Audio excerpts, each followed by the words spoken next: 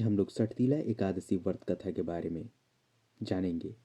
फिर उसके बाद सठतीला एकादशी व्रत विधि को समझेंगे। माघ माह की कृष्ण पक्ष की एकादशी को सठतीला एकादशी कहते हैं। इस व्रत को करने से अनेक प्रकार के पाप नष्ट हो जाते हैं। सठतीला एकादशी की व्रत कथा और विधि इस प्रकार है।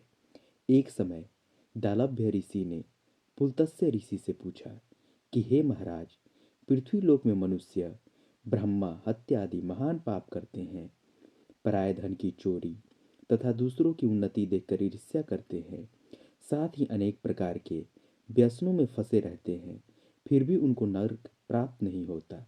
इसका क्या कारण है? वे ना जाने कौन सा दान पुण्य करते हैं जिससे उनके पाप नष्ट हो जाते हैं। यह सब कृपा पूर्वक आप कहिए। पुलस्त्य मुनि कहने लगे कि हे महाभागा, आपने मुझसे अत्यंत गंभीर प्रश्न पूछा है। इससे संसार के जीवों का अत्यंत भला होगा। इस भेद को ब्रह्मा, विष्णु, रुद्र तथा इंद्र आदि भी नहीं जानते, परंतु मैं आपको यह गुप्त तत्व अवश्य बताऊंगा। उन्होंने कहा कि माघ मास लगते ही मनुष्य को स्नान आदि करके शुद्ध रहना चाहिए। इंद्रियों को वश में कर काम, क्रोध, लोभ, मोह, अहंकार, ईर्ष्या तथा द्वेष आदि का त्याग कर भगवान का स्मरण करना चाहिए।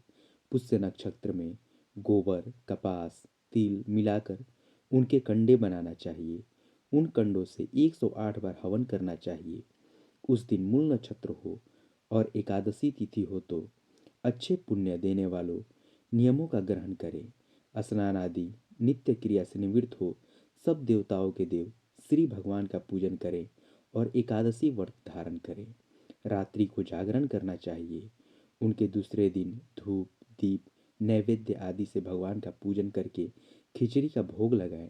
तत्पश्चात पेठा, नारियल, सीताफल या सुपारी का अर्घ्य देकर स्तुति करनी चाहिए। हे भगवान, आप दीनों को शरण देने वाले हैं, इस संसार सागर में फंसे हुए का उद्धार करने वाले हैं। हे पुंडरीकाक्ष, हे विश्वभावन, हे सुब्रमण्यम, हे पूर्वज, हे जगतपते, आप लक्ष्मी जी सहित इस तुच्छ अर्घ्य को ग्रहण करें। इसके पश्चात जल से भरा कुंभ घड़ा ब्राह्मण को दान करें तथा ब्राह्मण को श्यामा गौ और तिल पात्र देना भी उत्तम है। तिल स्नान और भोजन दोनों ही श्रेष्ठ है। इस प्रकार जो मनुष्य जितने तिलों का दान करता है उतने ही 1000 वर्ष स्वर्ग में वास करता है। तिल स्नान, तिल का उपटन, तिल का हवन, तिल का तर्पण, तिल का भोजन, तिलों का दान, ये तिल के 6 प्रकार हैं। इनके प्रयोग के कारण यह सठतीला एकादशी कहलाती है। इस व्रत के करने से अनेक प्रकार के पाप नष्ट हो जाते हैं। इतना कहकर पुलत्स्य ऋषि कहने लगे कि अब मैं तुमसे इस एकादशी की कथा कहता हूँ। सठतीला एकादशी व्रत कथा को ध्यानपूर्वक सुनिए। एक समय नारद जी ने भगवान श्री विष्णु से यही प्रश्न किया था और भगवान ने जो सठतीला एकादशी का महात्म्य नारद जी से कहा सो मैं तुमसे कहता हूँ। भगवान ने नारद जी से कहा कि हे नारद, मैं तुमसे सत्य घटना कहता हूँ, ध्यानपूर्वक सुनो। प्राचीन काल में मृत्युलोक में एक ब्राह्मणी रहती थी। वह सदैव व्रत किया करती थी। एक समय वह 1 मास तक व्रत करती रही। इससे उसका शरीर अत्यंत दुर्बल हो गया। यद्यपि वह अत्यंत बुद्धिमान थी, तथापि उसने कभी देवताओं या ब्राह्मणों के निमित्त अन्न या धन का दान नहीं किया था। इससे मैंने सोचा कि ब्राह्मणी ने व्रत आदि से अपना शरीर शुद्ध कर लिया है, अब इसे विष्णु लोक तो मिल ही जाएगा, परंतु इसने कभी अन्न का दान नहीं किया, इससे इसकी तृप्ति होना कठिन है। भगवान ने आगे कहा, ऐसा सोचकर मैं भिखारी के वेश में मृत्युलोक में उस ब्राह्मणी के पास गया और उससे भिक्षा मांगी।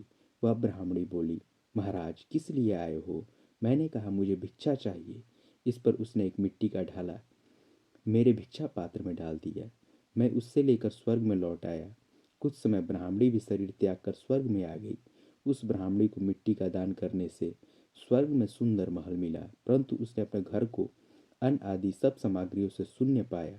घबरा कर वह मेरे पास आई और कहने लगी कि भगवान, मैंने अनेक व्रत आदि से आपकी पूजा की, परंतु फिर भी मेरा घर अन्न आदि सब वस्तुओं से शून्य है। इसका क्या कारण है?